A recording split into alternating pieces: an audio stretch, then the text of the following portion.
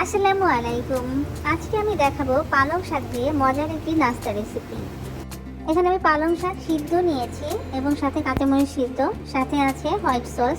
এটা জমে গিয়েছিল, আমি এটা ফেলে না দিয়ে এটা দিয়ে একটা রেসিপি বানিয়ে নিচ্ছি।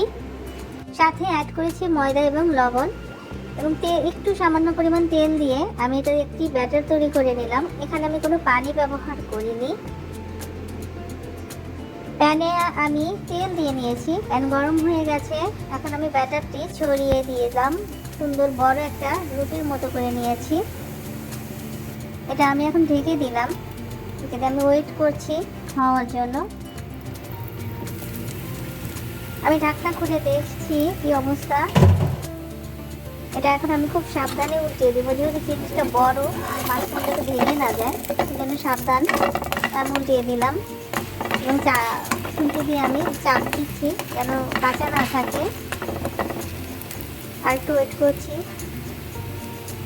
হওয়ার জন্য। এখন আমি এটা আবার উল্টিয়ে দিব। অন্য পাশটা হয়েছে কিনা উল্টিয়ে দিলাম, মাশাআল্লাহ এর পাশটাও হয়ে গেছে। এখন আমি এটা নামিয়ে নেব। আমি অনেকগুলো পিস করে নিয়েছি।